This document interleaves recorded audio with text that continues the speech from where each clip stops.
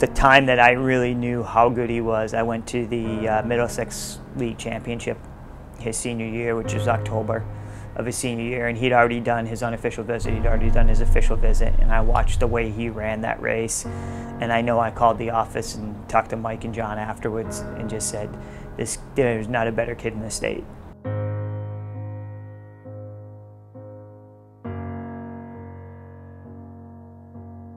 Sophomore distance runner Paul Hogan has hit the ground running since arriving on campus last fall. The Burlington, Massachusetts native placed high in many events in cross country and track and field, including a 4th place finish in the 8K at the America East Championships. While running can be an acquired taste for some, Hogan was attracted to it at a very young age. In elementary school, I always loved running. I would just play tag in recess and everything, so it was something I was always had with me, and I guess I was born to run. I just liked it from the beginning. I don't know, it's just something about it. Hogan not only enjoys running competitively, he enjoys the peace and serenity of the activity. Especially when you're running alone, you just kind of there's nothing really to do except run, so you just kind of think to yourself, you think of the things need to be done for the day, or think of past events, think of future events, and you can kind of just daydream, and kind of sometimes you forget you're even running. So it's kind of a cool experience. Off the track, Hogan puts his creative mind to work in the classroom. With his passion for building things, Hogan has decided to major in civil engineering. I was really interested in science and math in high school, so I also like to build things, and I'm going into civil engineering.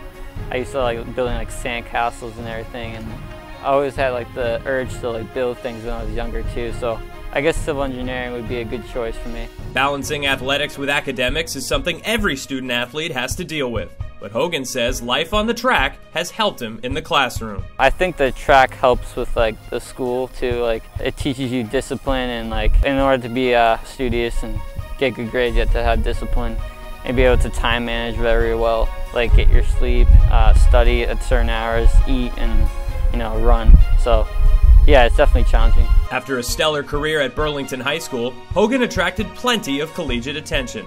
But UMass Lowell head coach Gary Gardner was early on the recruiting trail and tells the story of when he knew Hogan was something special. The Middlesex League Championship has always been at the Woburn Country Club, and I think it's been there for 30+ years.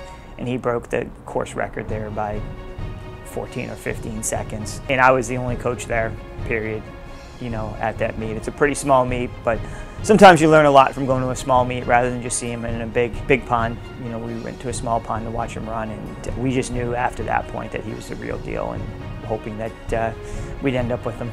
Hogan began his collegiate career well with a 6th place finish in the 8K at the Meet of Champions, and ended the season with a 5th place finish in the 5,000 meters at the ECAC IC4A Outdoor Championships. And he says he couldn't just rely on his physical ability at the college level, he had to think strategically for each event. I had to figure out how to race tactically, because in high school I was used to just running around 1 or 2 guys, and I didn't have to focus on position as much and the pushing and shoving. But now I had to focus on that in college, because everyone's good there. In track, that's where it really set in, because it's really tight and you have to run with other people.